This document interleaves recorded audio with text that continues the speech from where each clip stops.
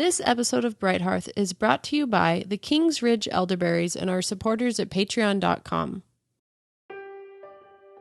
In today's show, we'll be dealing with some issues that could be difficult for some listeners, including sexual and other kinds of abuse and how to handle these things in the context of a Christian's pursuit of peace with all men. In Ephesians 5, the Apostle Paul urges us, "Take no part in the unfruitful works of darkness, but instead expose them. For it is shameful even to speak of the things that they do in secret. But when anything is exposed by the light, it becomes visible." This season, we've been talking through the Christian duty to be at peace with all men insofar as it is up to us, as well as the practical mechanics of how to pursue this peace. The scriptures have much to say, and this is one of those issues that is central, not peripheral, to the Christian life. Because we live in a fallen world, we will have to deal with sin. Sin with your kids, sin with your spouse, your church, your friends, really sin all over the place. What about serious sins? What about sins that are also crimes? There are categories of sin that we must be equipped to handle, categories where it's helpful to have a plan ahead of time, to have thought through certain things before the issues arise, so that you can act appropriately in emotionally heated and complicated situations. So in this episode, Lexy and I will talk about different types of situations where you might need this kind of preparation and what to do about them. Welcome back to Bright Hearth, everybody. Brian and Lexy are here talking about making tough calls tonight. Yes, you probably already got this in the cold open to some extent, but just so you know where we're headed here, we're dropping in with what's probably going to be a quick episode, but one that we thought was important that we do. Just because we've been talking so much about peacemaking in this season and about covering offenses, how to walk through Matthew 18, but we've gotten this question a few times already to our, we have that form open where people can send in questions for the next Q&A season that we're going to do, which you should keep doing, by the way. And one of the questions we've gotten a few times is just, that's really relevant to this season, is a couple different ways of saying basically, but what aren't there situations where you shouldn't necessarily follow Matthew 18 in order? What about certain extreme circumstances, crimes, abuse, things like that? And so we thought it was important that we do talk about and kind of get clear on a few of these issues so that you will, especially when we're talking about emotionally charged situations, know what to do ahead of time, so you don't have to do all your thinking on the fly. Something I was thinking about yesterday, maybe you could speak to this, is like just the fact that it is normal for pastors to have issues like this. It doesn't mean you're a bad pastor. It means that sinners are coming to you. Does that make sense? Yeah, exactly. Because some people might hear you say that and think, wow, he's probably had some weird stuff happen in his church. He's a lame pastor. Yeah, but that must that's be a not weird the reality. church. No, it's not. Yeah. In fact, I think the statistics right now, because of failure to disclose, we're talking about things like sexual abuse, child abuse, spousal abuse, domestic violence, suicide threats. Those are the sort of extreme cases that we're talking about. You would be shocked at the statistics, and pretty much everybody agrees that these statistics are underreported because so many victims aren't able to report a crime. I mean, think about children. Yeah. People who just are too fearful to or too ashamed in many cases. Horrible, horrible situations. So, I mean, I think it's like 1 in 3 to 1 in 5 women will experience some sort of sexual abuse or assault in their life, is the statistics that I found. And then men as well, it's like 1 in 5 to 1 in 7, somewhere in that range. So it's very, very serious and unfortunately very common in the world that we live in, being a fallen world with sin and everything. Every aspect of human life has been corrupted by sin and touched by sin. So that means that when you have a church of even 50 people or 100 people or 200 people, and then you factor, over a decade or 2 decades or 3 decades, you just are going to have to deal with this somewhere. In our church, I've had to call CPS before. I've had to make reports to law enforcement surrounding issues of abuse. Obviously, we're going to speak very, very generally here, but we've even had multiple situations, believe it or not, that include murder.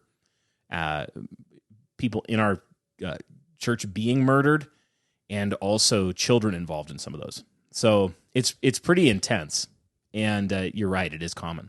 Yeah, I just think the woke crowd might hear that and think you're a weirdo, and you're not. It's just what happens. Like the average Christian is not counseling as intensely as a pastor or, counsel. I've done a lot of counseling for our church. So the average person just might hear that and be like, there's something wrong with that church. And it's not, it really is just people, in some of the incidents you just even referenced, you didn't even know the people involved until, you're showing up there in the midst of a traumatic circumstance, trying to pastor them through it, and you're finding all this stuff out. So, Yep.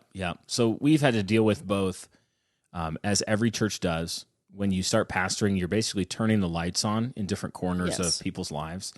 And the Word of God does this as it's preached.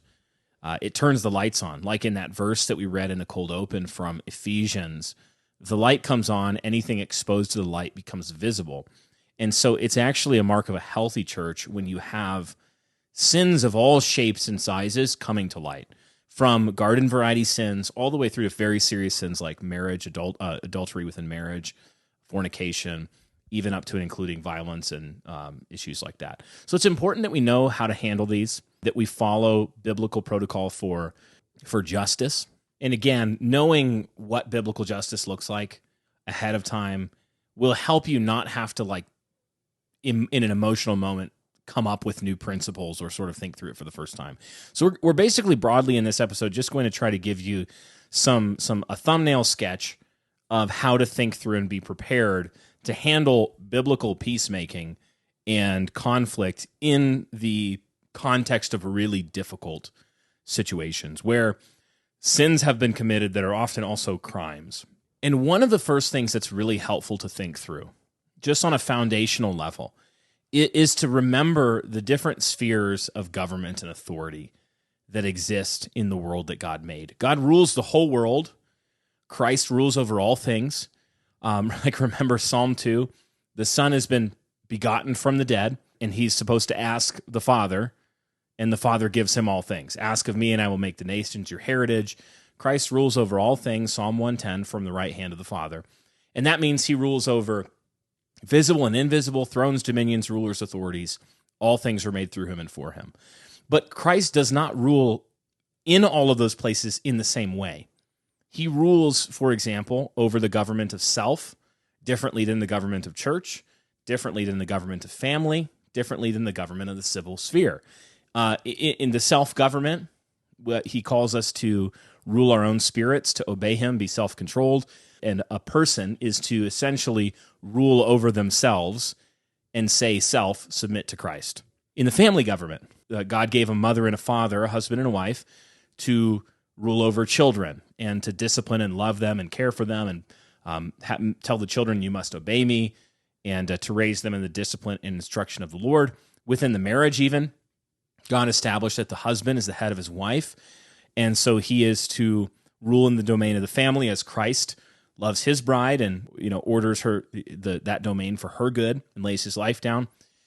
The church government is to be ruled by elders, which is a word, by the way, Paul uses. Elders who rule well are to be considered worthy of a double honor.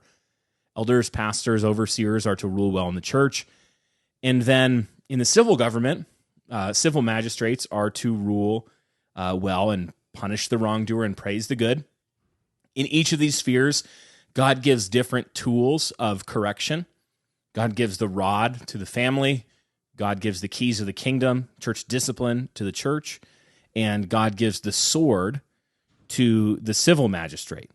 So in each of these domains, God gives a sphere of responsibility and oversight, and then he gives tools by which the ordained rulers in those spheres are to rule justly, and the rules by which they are to rule.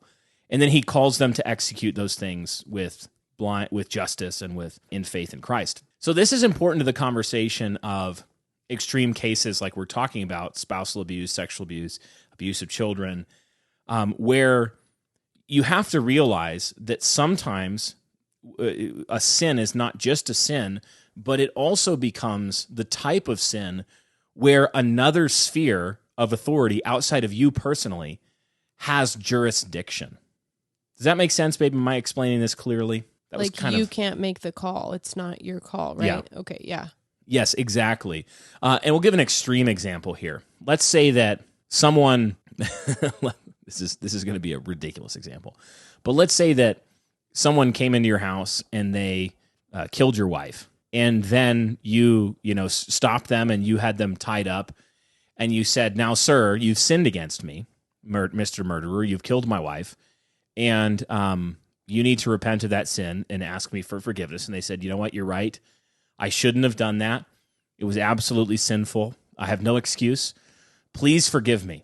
And you said, "Sir, I forgive you absolutely. Christ died for me." And so you untie him and you send him off on his way and you begin to make funeral arrangements for your wife. What's wrong with that situation? Well, he could have been playing you the whole time and like turn around and go murder someone next door after that. Yeah, that is actually one of the reasons behind the civil law. That's right. The problem is that the law of God for first-degree murder requires the death penalty, and that you do not have the jurisdiction to make the call about releasing that person. Do you have the authority, if the person is repentant and asks for forgiveness, to forgive them? Yes. But do you have the authority to clear them of criminal wrongdoing? No, you do not. You don't have that authority. So you actually have a duty before God in that circumstance. Regardless of the process of personal peacemaking with the murderer, you have a duty before God to reach out to the civil magistrate appropriately in your jurisdiction, which is most likely the police. In your circumstance, you tie them up and you call the police, and you basically turn them over to that sphere of government that has been given the sword. You can see as well that there are sometimes situations within the church where the church needs to step in and exercise proper church discipline, but we're going to focus largely on the civil sphere in this case. So let's get specific now about different circumstances where this might be relevant to you. Some of those common ones that we'll list are like violence against a spouse, domestic violence.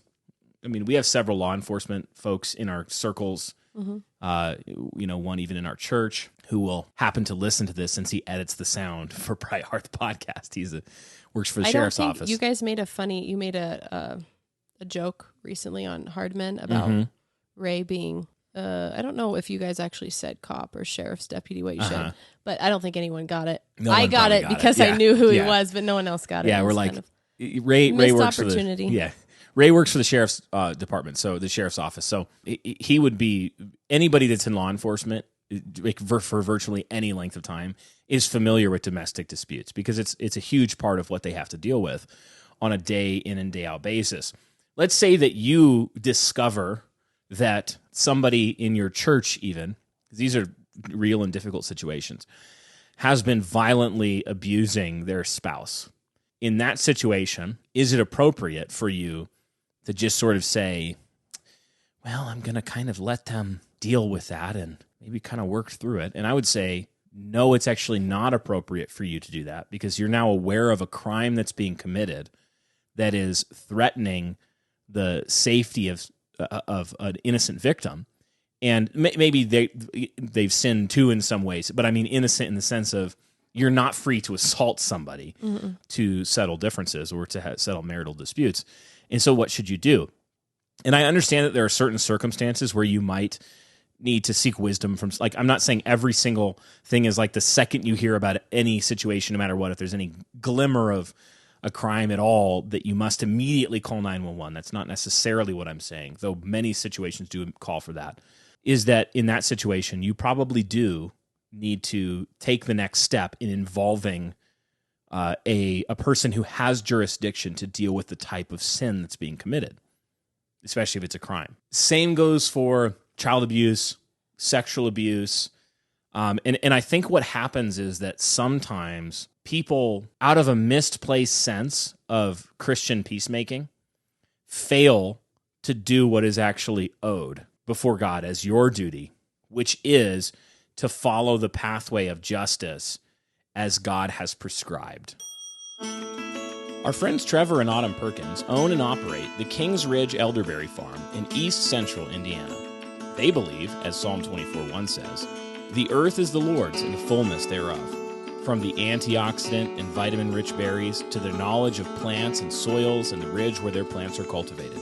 They grow American elderberries because their berries have higher quantity and more stable antioxidants than their European counterparts. The King's Ridge is a quality-oriented family farm focused on building Christendom. Whether you need tasty elderberry syrup or want the highest quality, fresh frozen juice or berries for making syrups, jams, pies, or wine, don't buy dried European elderberries and support the global economic agenda. Visit tkrfarm.com and purchase your elderberry needs from the King's Ridge elderberries. That's tkrfarm.com or click the link in the description of this episode.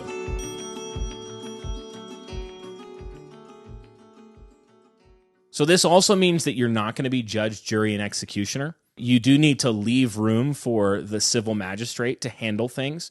And I do recognize that one of the hurdles that faces us is that there's a very low trust right now. Yeah. In institutions, in government institutions. Yeah. And that's very difficult. Yeah. Because sometimes it's like, wow, I really don't want to do this because I don't want to make it worse and involve. Yeah. But you have to remember that the person who committed the sin is the one responsible for putting themselves in the situation where they might have to go be investigated by a government agency that they don't necessarily, that isn't operating optimally. Yeah. That was their decision. Yeah, and I don't think really any government has been operating completely optimally quite yet in history. Right. People are always going to have the excuse of, or not even excuse, but the temptation to look at the imperfection or failures of the governing bodies surrounding them and then end up covering things up, not dealing with things properly, and not actually just simply obeying God to their harm and a lot of people's harm. Yeah. So really quickly, just as a caveat, we're not necessarily talking about, like in this episode, how to establish criminal guilt. We're not saying believe every single report that you hear right away without hearing all sides or allowing a process of establishing guilt or not to happen. What we are saying is that in many cases, you are not the appropriate person to make that investigation. So if you hear a serious allegation, erring on the side of reporting to an authority that has the ability to carry out that investigation is going to be often the correct call. Instead of you saying, well, man, I heard that this man in the church has, he's being accused by his wife or some children in the church of sexual abuse. You know what? I better do an investigation to find out what's happening. Well, no, you're not the right jurisdiction. You don't have the authority. You don't need to put on your detective badge and go start interviewing witnesses. If you hear a credible threat, a credible report that something like that has taken place, you're not assuming it's true by reporting it to the right authorities and saying, authorities, you need to investigate this. This is what I heard. You need to talk to this person that's made this report. You need to encourage the person that you've heard it from to go make that report themselves in a timely fashion. Mm-hmm. And what you're doing is you're entrusting that situation to an authority that has actual jurisdiction where you don't. The thing is, if you don't do that, you can end up actually sinning yourself. And one of the things that actually really, this didn't surprise me, I guess, but just makes this all the more difficult, it is something I think all of us know, and that is that most child abuse victims, for example, are going to be abused by somebody who knows them. In fact, I'm looking at this chart from Crime and Law Enforcement Statistics in 2021, and more children each year, or in 2021, were abused by volume, by the total number of victims, by their mother than by anybody else. 210,000 plus children were abused by their mother. This isn't just sexual abuse; it's abuse. I was going to say, what year was this too? 2021. Interesting. Okay. 132,000 by the father, 111,000 by both parents, 34,000 by a mother and a non-parent, so like a boyfriend. Okay. 31,000 by a relative. 18,000 by an unmarried parent of a partner or partner of a parent, and then father and a non-parent was 6,500. And it goes all the way down to like neighbor, foster parent, child daycare provider. And then there's an other category that's like 18,000, and there's a lot of strangers and things like that involved in that category. But the biggest category is direct family. It's a parent. And I suspect the mother one is so high because single motherhood is so prevalent. That's what I was going to say. And even not for single moms they just are more often with children. Yes, exactly. So I'm telling you this because one of the very difficult aspects of this is that what that means is that sometimes somebody that you actually must report is a parent in your church. Yeah. And that's really difficult. And I think what you might be tempted to is fear or cowardice or a misplaced sense of love for the potential abuser. And again, I'm not saying you assume a report is true. I'm absolutely not saying that. Yeah, and sometimes with kids too, sometimes I do think it's hard to know with kids because they say things. They really do just say things. Yeah. I learned when teaching, that CPS actually won't often make an investigation until there's a third charge, which is interesting considering like 2 or 3 witnesses. Just because of like children saying weird things that... I'm assuming that's part of why. Yeah, and even I remember there were actually 2 times when I was teaching that I had to call parents. One of them was very black and white. This is wrong. The other one, I remember talking to my boss about it essentially. And I was like, I'm uncertain if this child was really saying it or wasn't saying it. It was just weird. Yeah. And they said, you know what? We need to err on the side, since it is a child, we need to err on the side of protecting the child. And that's when I found out about the rule. She had said, if it's a first offense, it's not going to be, or a first report. It's not going to be as serious, but you want to be, on top of it. So anyways. So we're talking about right now so far pretty much very black and white circumstances. Like somebody comes to you and they say, this happened to me. It's clearly a crime, whether a child or adult, and it's clearly a serious, sort of matter.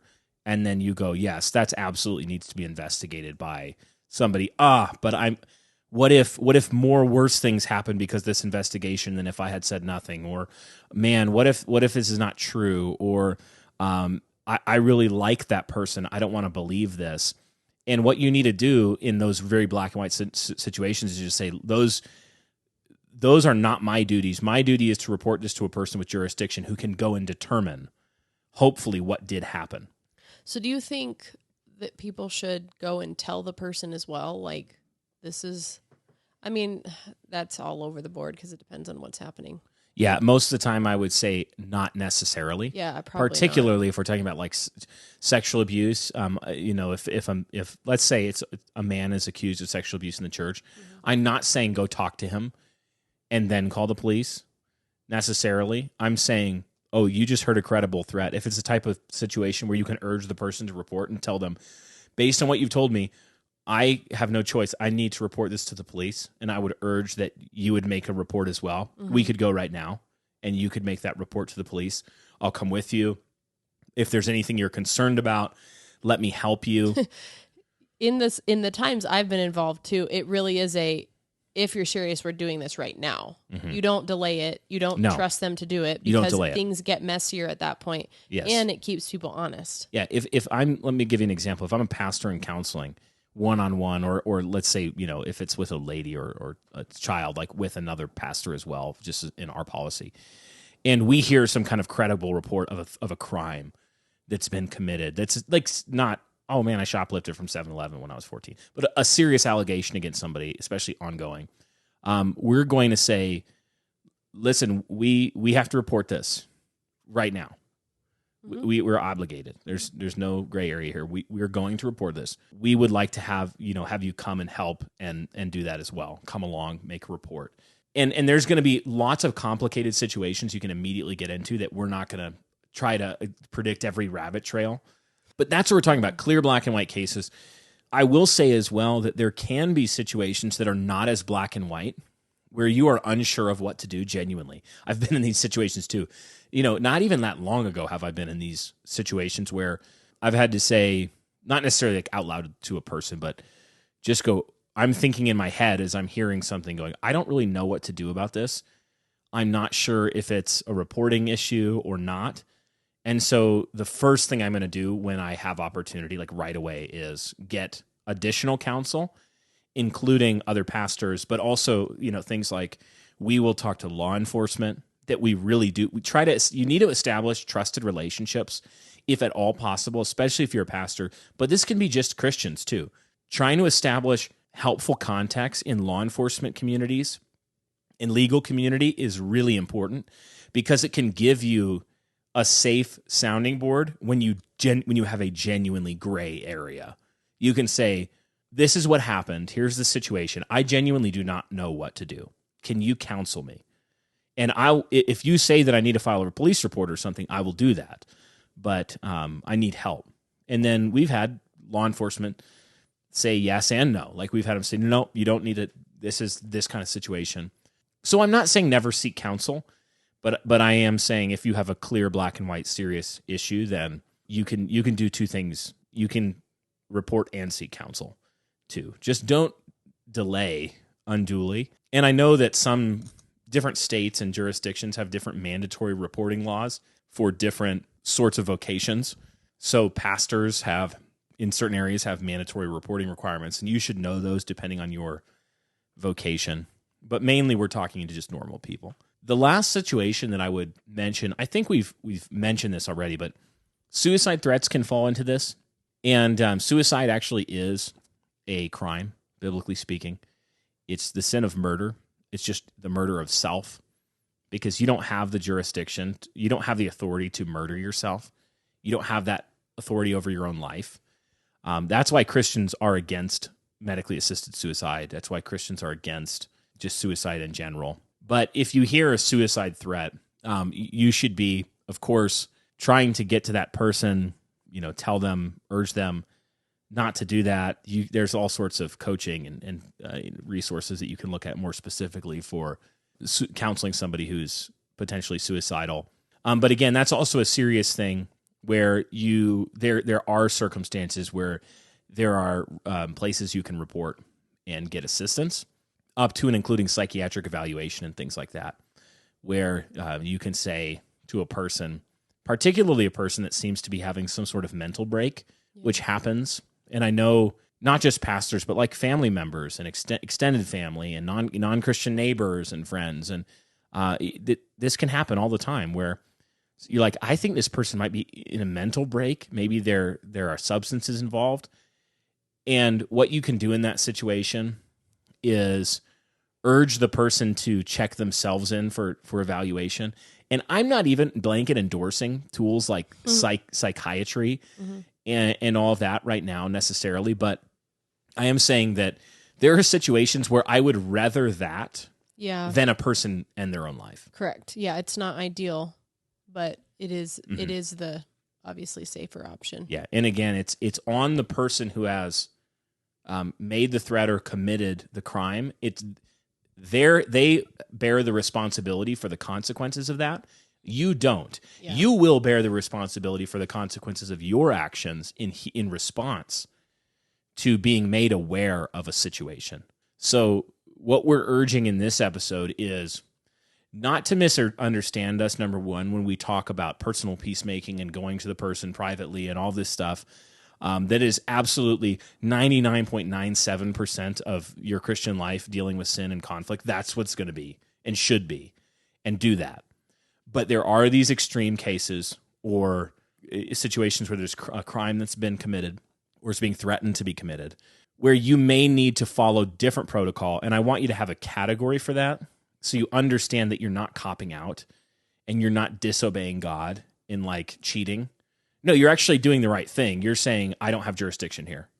I may have personal peacemaking jurisdiction where after the authorities have gone through their process, then absolutely, I should be for, even with the murderer, even with the abuser, I should be for that person being restored in Christian fellowship, even if they have to face criminal charges and consequences for what they've done. Sucky circumstances all around. Yeah, it is. We really don't have anything else, I think, to add to this episode. Any last thoughts from things we've missed, maybe? Questions? No, I can't think of any. Do feel free to send in a question on that form. Oh, what was that? I will say, okay, the one thing I've thought is you guys have done a really good job of helping wives who are not married to believers who turn out to be criminals, like how to help them think through turning their husbands in. Does that make sense? Yeah, that can be a situation. Well, I guess you haven't. No, you have previous pastors that I won't name on air. Also, I was involved in a situation where a wife had to report a husband. Yes. And we had another situation similar to that. And I know the wives were hesitant, but I remembered, the pastor sitting down with her and me, and reading Romans 5 and then saying, and now we're going to walk to the police office. Yeah, actually, that's worth noting that if you are in a situation where somebody is sinning against you in a way that's also a crime, and particularly in serious ways like being physically violent or threatening to be physically violent to you, to children, you may feel guilt that would prevent you from appealing to the authorities that God has placed, but you have to think about it that way. God has placed certain authorities in different spheres, and he is ruling through them. Like, they have a responsibility, and they're imperfect rulers, and many of them aren't even Christians. But God put them there, and he put them there to uphold justice. So if you're in that situation, it's perfectly consistent, for example, with a wife having a gentle and quiet spirit and seeking the good of her husband, to also criminally report her husband for serious crimes. Yeah, because the times where I've seen a wife, not even under the guise of a gentle and quiet spirit, maybe just cowardice, fear, who does not report her husband or get him help or, access help herself for the situation, there's way more devastation involved down the road than if she would have just, been honest about things. Yeah. So.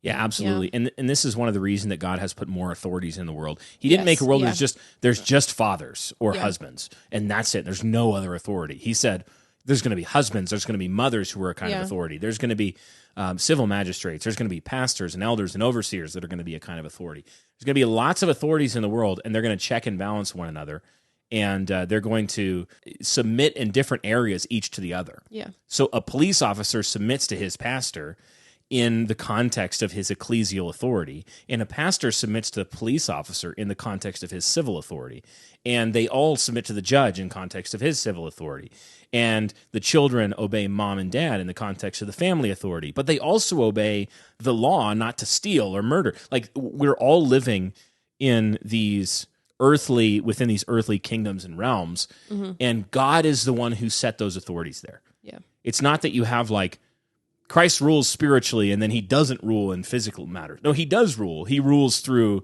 magistrates and fathers and pastors, and this is literally classical two kingdoms theology. This is a lot of what people, I think, mean by sphere sovereignty, and a lot of the language we've used is kind of sphere sovereignty language, but it's pretty consistent with classical two kingdoms as well. I mean, don't let that trip you up. I see what you're saying. Okay. Yeah, I mean, classical two kingdoms framework, which is the most common reformed concept of these sorts of things, would understand that the common kingdom that includes temporal matters, Christ rules over that through earthly institutions, the state, the family, and then he also rules over the spiritual kingdom, his saints, in a different way, but he rules over both. So don't let that trip you up if you're a two kingdoms or a theonomist or whatever it is. Don't let that trip you up. We're talking about very similar concepts that apply in all of those conceptual frameworks, I think, in similar ways. So don't let that hang you up if that's hanging you up here. That's not really what we're trying to address.